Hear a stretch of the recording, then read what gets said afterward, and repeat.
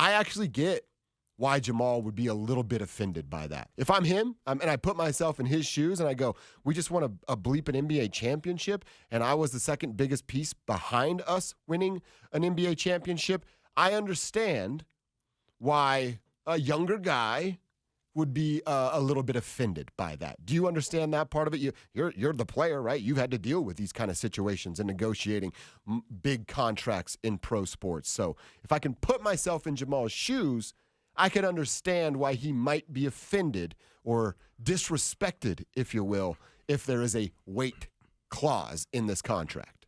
Yeah, I mean, I understand it, certainly. If you're the player and you got drafted here, 7th pick, first round, and you've been a really good player, you end up winning a championship here, and you've already signed one contract, and now – you're signing a $200 plus million contract, and you would think that it would be pretty easy and pretty simple. That this team really wants you, right? The Nuggets really want you back, but there's just something in there that shouldn't be in there, and so I understand from a player's perspective why you would be a little bit. Maybe pissed off, maybe a little bit felt a little bit disrespected, whatever the case may be. But also understand from the team's perspective why they would want to put something like that in the contract. I mean, he's 27, so he's not getting any younger. Still young, but not getting any younger. And if this is the case, I mean, we're speculating here, right? Yeah. I mean, we don't know for sure that this is what's holding up the contract. We're just speculating here that if it is a weight clause or some kind of workout clause or whatever the case may be, I could understand from the team's perspective. You look at his situation. You look at the team calling him out last year at the end of the year, talking about his health, talking about trying to figure out how to get his workouts better and stay in shape for the whole season. Well, something is up there, right? If you are saying that to one of your best players at the end of the year to the media, that means I wonder what they're saying behind closed doors. So I could imagine that they are probably fed up with Jamal and his conditioning and staying in shape. And sometimes you get injured, but if you're not doing all the things that you need to do to stay healthy, then I understand from the organizational, from their standpoint, that they're frustrated here. And we're offering you $200 million. But there's some things that you need to do, right? So they're trying to protect themselves a little bit, which I understand. And I also understand from Jamal's perspective why he might be a little bit upset by that. And, like we talked about, after the ACL, they said he was cleared. He just wasn't mentally ready. And then at the end of the season this year, they called him out about his conditioning. And now you have this on top of it. If this is the case, I could understand why he would be frustrated. Yeah, I mean, look, there's been several things, and I've talked about this a bunch. It's why I'm hesitant to be, just willing to give Jamal Murray all this money. I'm encouraged that the team put a clause, if that's what this is. Again, speculation on all of our parts, but that's where all the rumors and reports are leading us to. They should protect themselves. He is a huge reason that they won the NBA championship. But Stoke, he is also the reason that we're not playing for an NBA championship this year. And I'm willing to debate and argue that with anybody that wants to argue it. Yeah, he had 3 moments in this playoff run. How many games did they play? And you want to identify 3 moments? He had a legendary playoff run a year ago, which led to an NBA championship. He's only played 60 games or more once in the last 5 seasons. Stoke, that's not good enough. You want to be a superstar in the NBA. And I know Joel Embiid kind of has that same MO, right? But we knock him for that. We look at his MVP award as phony and fugazi because who he is and not being available the way he is. Jamal Murray has that same problem. He's not available just as much as Joel Embiid is not available. We just don't hold him to the same standard because he's not the true superstar of the Denver Nuggets. So I am full on Team Denver Nuggets for having some sort of stipulation in this. They need to protect themselves from a player that has been unreliable and inconsistent in the moments that matter the most. He was great winning a championship. And I don't know if I made this argument with you or to Will one day when he was filling in for you. Joker's Batman. Jamal's Robin. So in the last 4 seasons, Jamal showed up once in the postseason, played the way that he can play and been available the way he can be available when he's fully healthy. And they won an NBA championship that year. If Batman had Robin by his side fully healthy 25% of the time, well, he'd lose a lot of the fights and Gotham City would be burnt to the ground. Like, being available at the rate that Jamal has been available is flat out not good enough. And I can separate those things from what he did to help the team win a championship a year ago.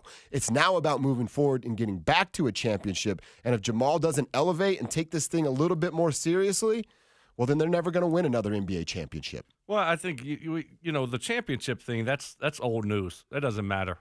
We keep bringing it up and talking about it, but that's 2 years ago. I mean, that's a lifetime ago. They're not paying him for that. They're paying him for what he's going to do in the next 4 years. Mm-hmm. That's what they're doing. So, yeah, he had a good championship run there 2 years ago, but, it's time to turn the page on that. And, you're looking at this contract, and I think from the Nuggets' perspective, there's concern there. There has to be concern there if they have some kind of clauses in the contract, and that's what's holding it up. I mean, there might not be. What if there's nothing holding it up? What if that's not the case? What if it's just Jamal holding this up and everything is fine, but he doesn't know if he wants to sign it? I mean, we're speculating here, so we can go all over the place. Heck yeah. Is there a weight clause? Is there a workout clause? Is there nothing? And Jamal just doesn't know if he wants to sign it right now. So, we're here just throwing stuff to the wall because we don't know why, and it's really curious because. I don't know. If someone had a $200 million contract in my fax machine, I think I would run over there and sign it pretty quick. Right? I'd like Can't be the wait. first thing that I would do. Yeah. Exactly. I mean, why isn't he signing it? And why hasn't he signed it? He's playing basketball right now, so he's putting himself at risk. He's playing for Team Canada. Mm-hmm. And so you would think that there's something there that they're not on the same page. I think we could all probably agree on that. But what is it? Is there something in the contract, or is Jamal just like, man, y'all are taking too many shots at me? I don't like what y'all did a couple years ago after the ACL. I don't like how y'all called me out at the end of this season. I'm just not going to sign it right now. So the ACL thing is interesting to me because what you mean them saying he was cleared and then he still didn't play, kind of putting it all on him? Yes. Okay. Yeah.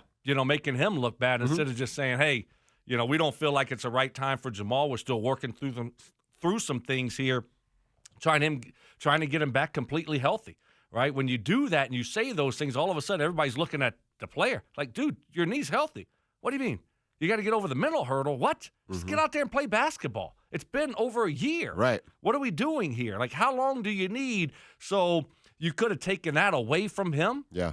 And very easily, just by the words that you say, and they didn't do that. So as a player, I would be upset by that. Yeah, man, I could understand that aspect of it. I also say this is, I think going back to that ACL moment, and I was told by a couple of different people that it was his dad's decision to not play.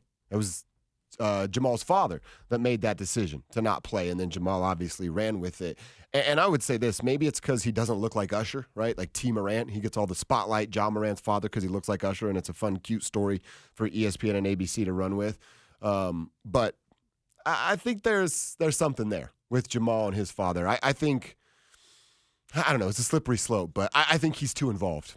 And I think he gets to make more decisions than he should about his son's future earnings, and maybe the circle is growing a little bit too much at the time. You know what I'm saying? Yeah, I don't know the situation. You see Jamal's dad around a lot, right? You see him at halftime come down, and Jamal goes over there, and they talk or before the game, and so you see him there, obviously, and but I don't know the dynamics there. You would know more about that than I do. Is it a bad thing to have a dad that's looking out for your best interests? I mean, I would say most of the time no, but sometimes it can be a little bit too much, right? Too much influence there. So I don't know. The helicopter parent thing. Yeah, I mean that could be the case, but it's worked out pretty good for him so far. It will be interesting to maybe find out, once this thing is over, I can't see Jamal going through this season not signing that extension. He'd be a fool to do that. You just said it. He's playing in the Olympics. The guy's injury prone.